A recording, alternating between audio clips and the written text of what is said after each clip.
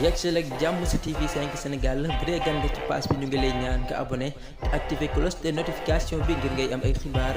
ak i jàngat yu ñu saytu ba mu wóor dina ko jox en temps réel ak TV 5 Sénégal abonneel ngir dara bañ laa raw. donc man damay dellu ci waat rek tuuti ci fay ak fan la wax boobu jógee ak kan moo ko njëkk a wax et qui est Mame Mbaye Niang et que représente Mame Mbaye Niang dans le couple présidentiel. Mame Mbaye Niang, je vous rappelle que c'était la personne bi coowal Petro-Tim amee. C'était la seule personne, la seule je vous dis, qui était sortie attaquer Aliou Sall. li may wax moom du ma ko waxee ba pare rek da ngay génn nga taper sur YouTube autant pour moi sur Google ou YouTube. Mame Mbaye Niang était la première personne à attaquer ouvertement le frère du président de la République du Sénégal Aliou Sall ba pare des ci gouvernement bi. Et qui est Mame Mbaye Niang et qui kan moo yónni Mame Mbaye Niang Mame Mbaye Niang gémminu kan lay waxee kan moo osé au Sénégal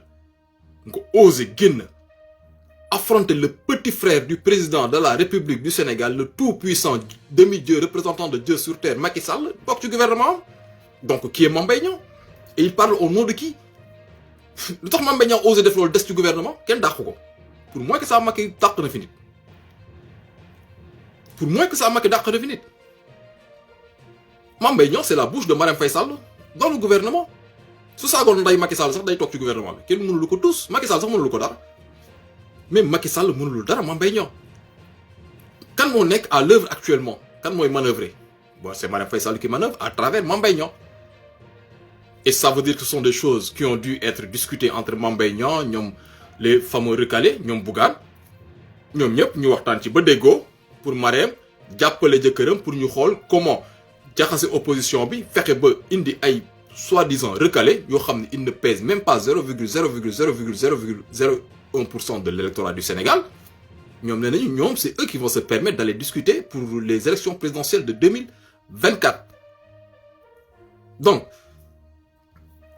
Mame Mbaye Niang qui œuvre te Marème Faye Sall moo ko yónni xëy na carottes yu mu saxaloon palais ak chou-pommé yi ñoo ñoragul daa bëggoon ñu may ko délai pour carottes yi ak chou-pommé yi mën a sax palais peut-être elle nous demande du temps parce qu'elle a pas assez de temps et elle pensait que bon le mari serait là qu'il allait se représenter pour un troisième mandat moo jotoon saxal ay pomme de terre ak carottes dans le jardin du palais. Dans tous les cas loolu mooy fay Mame Mbaye Niang moo ko njëkk a wax. Et si vous vous rappelez bien da ko wax rek Ousmane Sonko def benn courrier démarqué wu totalement ci démarche bi Ousmane Sonko dafa teel a démarqué wu ci démarche ci seen démarche boobu daf see démarqué wu bu gaaw sax Ousmane Sonko xam fu muy jëlee information mais même en prison il reste informé le gars. mbokk yi asalaamaaleykum maa ngi leen di nuyu di leen ziar bu baax a baax donc ñu ñëw à travers ce live parce que su ko jamono laajee bon. dinañu jéem a ñëw le maximum si le peu de temps que bu ñu am ñu jéem ci ñëw ñu waxtaan kon ni ma koy waxee rek parce que mbir bi moom waxtaan la sottante xalaat la donc du caagin lu ñu wax nit ñi wala lu ñu jàngal nit ñi fii ñëpp ay boromi xam-xam lañu donc c'est juste un moment d'échange un moment boo xam ne bon dañ ci jéem a sottante xalaat.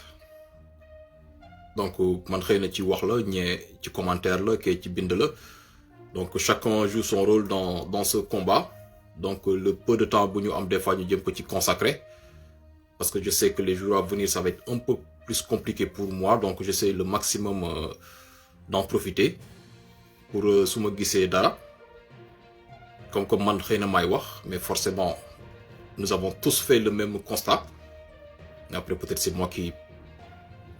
maay jël vidéo di ci wax mais ñun ñëpp ñoo ci bokk d'habitude ñun ñëpp ñoo ci bokk xalaat donc on va juste parler de li nga xam ne bon moo xew un peu sur la scène politique avec l'histoire des recalés il s'appelle le collectif des recalés je crois du parrainage quelque chose comme ça parce que mbir bi suñu delloo tuuti ci ginnaaw c'est des choses yoo xam ne Sonko yàgg na avertir il leur avait dit. La dernière sortie d'Ousmane Sonko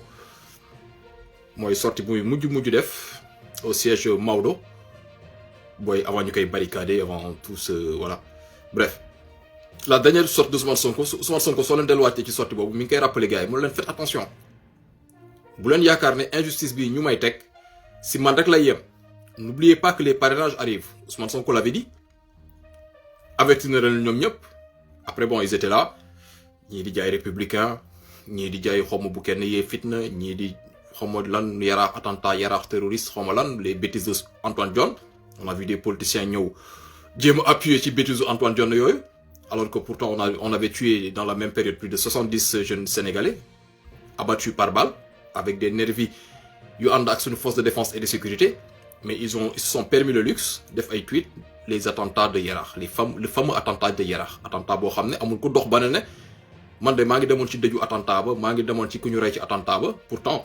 tout le monde a entendu tous ces jeunes qui ont été tués par les nervis encadrés par la police ku nekk am nga ci mbokk xëy na su ma ko waxee fii sax dina am ñu bind ne la man xam naa ci diw booy diw fii la dëkkoon. Celui qui était devant chez Ousmane Sonko quand on a enlevé les barricades il a été tué, tout le monde sait c'est qui. Mais les attentats de Yaraax, bon, ça n'existe que dans la tête d'Antoine Diome et dans la tête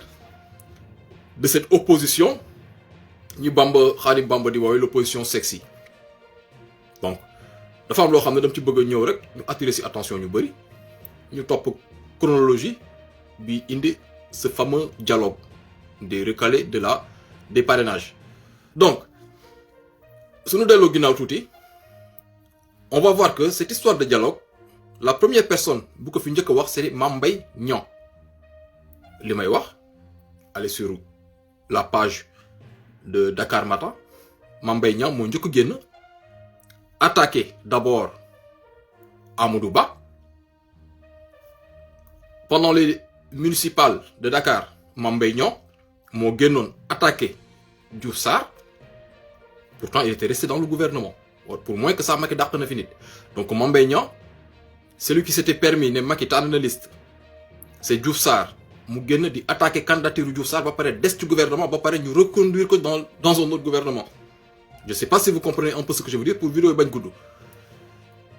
Mame Mbaye Niang moo njëkk a lancé cet appel Mame Mbaye Niang moo dellusiwaat newaat na président recevoir les recalés Mame Mbaye Niang moo demandé waat loolu encore et comme par hasard. ñu ne les recalés def nañu benn collectif où il y a ay Cheikh Tidiane Gadio les deux autres je les connais pas du tout xam fan lañ jógee donc on retiendra Cheikh Tidiane Gadio on retiendra Abdourahmane Diouf on retiendra Bougane Gueye Dany donc c'est Mame Mbaye Niang moo njëkk wax waxu na président xoolaat ci parrainage bi mu dellu si ne na président recevoir les recalés et comme par hasard nee nañu am nañu audience tey à 17h avec le président de la République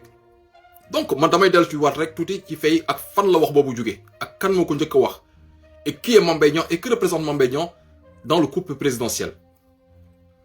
Mame Mbaye Niang je vous rappelle que c'était la personne bi coowal Petro-Tim amee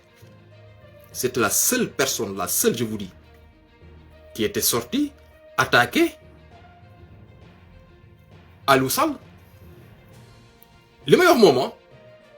du ma ko waxee ba pare rek da ngay génn nga taper sur YouTube autant pour moi sur Google ou YouTube Mame Mbaye Niang était la première personne à attaquer ouvertement